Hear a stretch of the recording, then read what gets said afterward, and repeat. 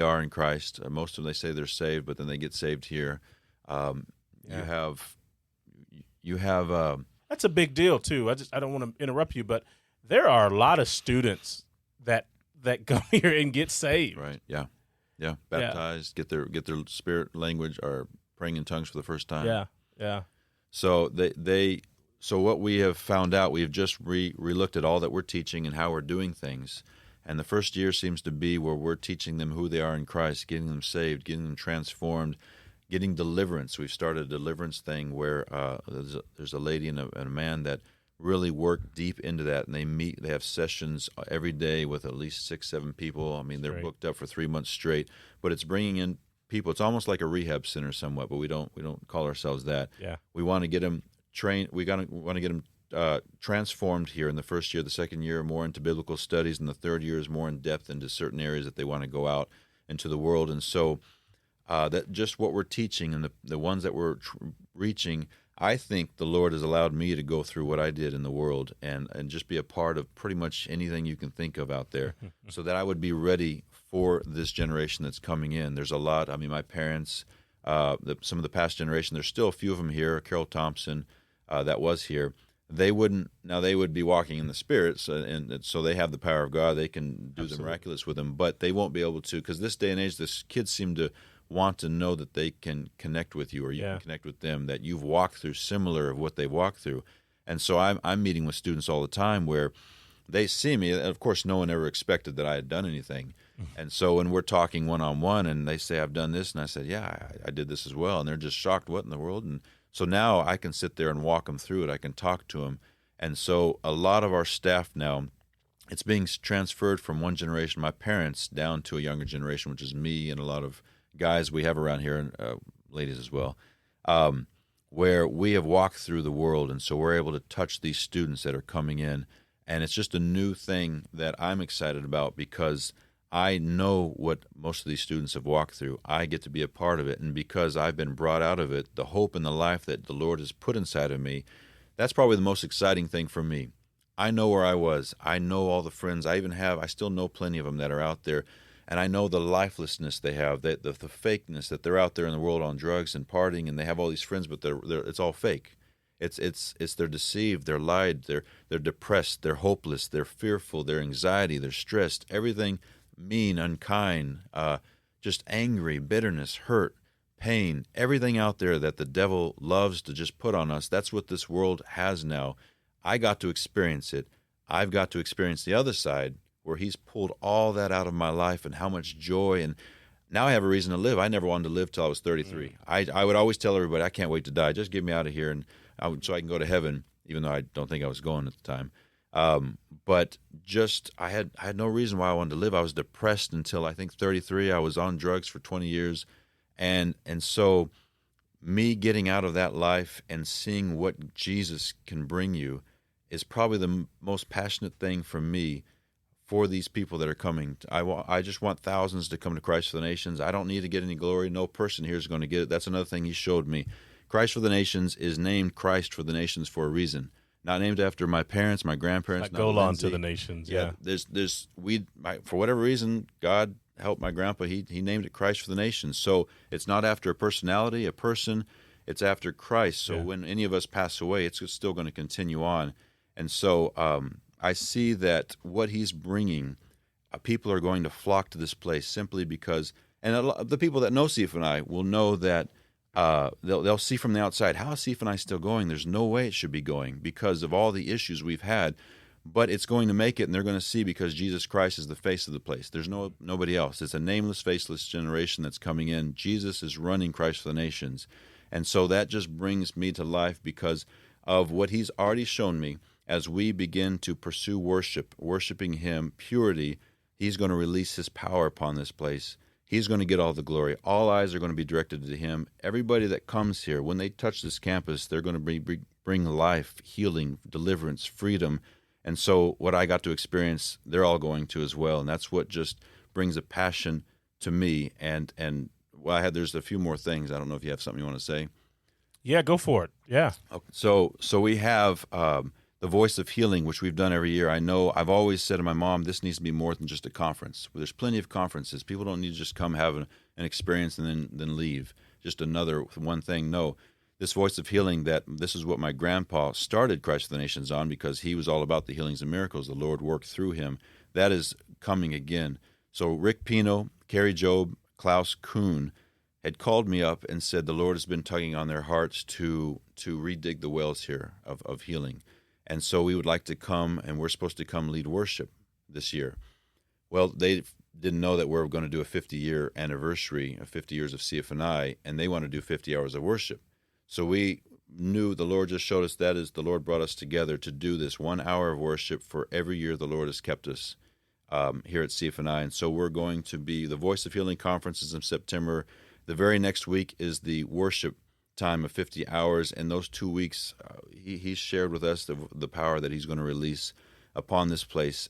But I always keep asking him, Lord, keep us humble here, keep us with purity, don't let us get bigger than ourselves. I know there's places, popularity, whatnot, we're just simple. We need you to make sure that we stay humble in everything we do and that you get the glory. So that's what's happening. That's what's moving forward here, that he's shown me in my heart. He's given me a confidence. Before I would be fearful. I'd push it on someone else. Hey, someone else lead. But as of last year, when that whole fiasco went down, they put me back in place. He's shown me a vision of just what is coming forth.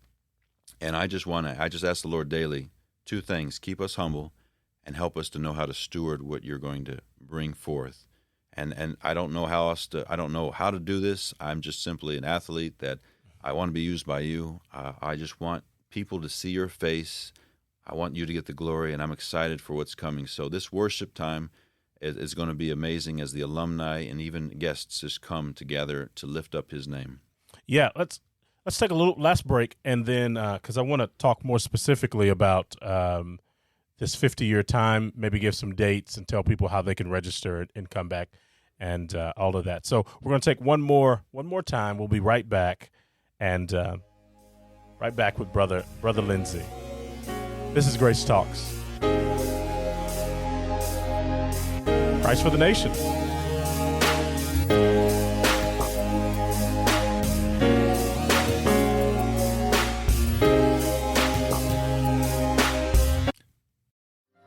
Hey everyone, this is Golan Lindsey, and I'm here with Klaus, and we want to personally invite you to the Gathering 50/50 we will be having here at Christ for the Nation, September the 23rd through the 25th. Would you like to share more about that? Wow, this is an incredible history-making moment, I believe, that we're about to enter. My friends Kerry Jobe, Rick Pino, and so many others are coming back to worship in this house.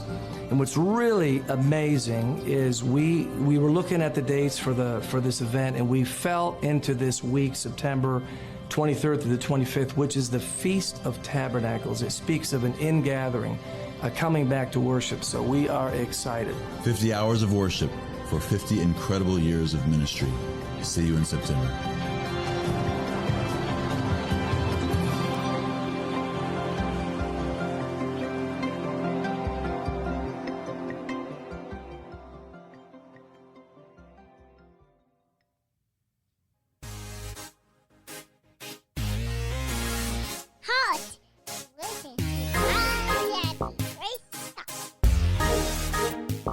All right, Grace Talks. We are back. How you feel? Feel all right? Think you did okay? Pat yourself on the back? Yeah, once I get started, I catch on. It's the beginning that I'm all a little bit timid, but I'm good now. 50 years. 50 years of ministry, 50 years of teaching, 50 years of this institute, and we're going to celebrate on September the 23rd, right? Talk about the gathering, and then I know you want to talk about the healing conference as well, but when is the healing conference? The healing conference will be September the 15th through the 18th. So we're going to be busy in September. Yeah. So the 15th to the 18th is the conference that you guys will be having that's basically focused on healing and ministering to people who need healing in their body, correct? Right, healing and deliverance. It's a start. Okay. That's what my grandpa started with. That's what the ministry started on 73 years ago. And is there I know with the Healing Conference, I just saw this a couple of seconds ago, but there is a way to register. That's in Dallas, Texas, and it'll be here those days, correct? Yes, we're here on the campus at Christ for the Nations. September the 15th through the 18th, 2021, Voice of Healing. And you can check out more information at online, vohc.cfni.org, and you can find out more about the Voice of Healing Conference. And then about a week later, we're going to do the 50 hours straight of praise and worship, correct? Right. Yeah, the gathering 50-50. 50 hours of worship for 50 years of the Lord holding us together. Now, who are going to be some people that are going to be at the gathering? At the gathering, we'll have, of course, Carrie, Job, Klaus, Kuhn, and Rick Pino are the head of it. It sounds like we'll be having Lindy Conant is planning on coming. I've sent out an email to Jeremy Riddle. Not sure if he is going to make it, or possibly Dante Bowie.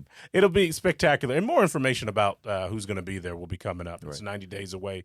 And you can go register at thegathering5050.com. Now, you need to register to come to that. Don't just show up, right? Right, yeah. Well, you show up, but the ones that register will be getting first preference. Okay. Yeah. So if it's a sellout group, I mean, this is going to be days straight, right? 2 days, 50 straight hours. So that's 50 20, straight that's hours. 40, 50, yeah. That's over 2 days. Straight. So is there any rules to that? Can I just, bring a cot and a blanket and just take a nap and sleep through it? Not inside the building. If you want to, we're planning on having a bunch of overflow rooms. So a giant tent we'll have outside. I mean, you could stay there. We prefer probably at the hotel, but I'm sure there'll be people that'll be staying on the campus the 50 hours. Yeah, just don't be in the sanctuary with your pillows and laid out and trying to sleep at 3 a.m. snoring, and they can't hear the worship music because somebody's knocked out snoring. Okay, that's September the 23rd. Again, you can go to thegathering5050.com. Any thoughts, anything you want to leave us with? Thank you so much for the time today. You're a busy, busy guy, and you came on this humble podcast just to talk to us today. Any thoughts? Anything that you think we left unsaid? Probably the last thing I forgot to mention was, as we said, the 50 years have gone by. My grandparents and my parents built this place here in Dallas, Texas, in Oak Cliff. And now we actually have our alumni that are preparing a master plan for the next 50 years. So we just had a meeting yesterday looking at the renders of the buildings and rebuilding this whole entire campus. Mostly all new buildings. Some of them will stay where we'll just add to it and refurbish it. But this campus we're planning on to have a whole new look in the next few years, as we're going to be raising funds to prepare just for what I'm expecting, and just thousands of people that are we're not wanting to build with extravagance, just excellence. God works with excellence, and I believe that that's what we need here. And so the thousands of people that are coming, just to have their lives transformed to see Jesus. And so we want to be ready for that. Our buildings are old and falling apart, and we need a security kind of gated off area, not forgetting about our community. But first we need to protect and prepare ourselves and who we are, Christ the Nations, and then reach out, extended hand to those that are around us. So the Lord has told me, my grandparents and parents did so much of extending their hand and touching so many lives and going around the world and the nations and giving all of our finances out, that right now it's time to fix home, time to rebuild, bring our alumni back together, rebirth the fellowship and community that we have with our staff and students and alumni. And then once we do that and we have excellence here, we were able to reach back out, and all that the Lord's poured into us with an overflow will then go to the rest of the world again. So you feel like we can do this another 50 years, huh? Well, I believe we won't need to, as he'll be back. That's but right. Until he returns. We'll be ready. Until he returns. 50 years doing it, and until he returns, you'll keep doing it, right? Right, yeah.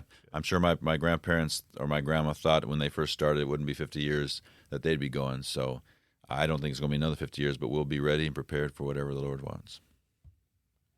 Beautiful. Thank you so much, man. I really appreciate all the nuggets that we got today, and got to spend some time together and just talk about all the things that God is doing, not only in Christ for the Nations, but your life as well. You're a blessing, man. Thank you so much. It's so cool to just sit here and in this office, man. I didn't touch anything. I promise I won't touch anything, but this is really neat. We'll have to do this again or something. been a lot of prayer that's gone into this back room. I bet, man. I feel it. All right. This is Grace Talks, cfni.org. If you want more information about the school and what's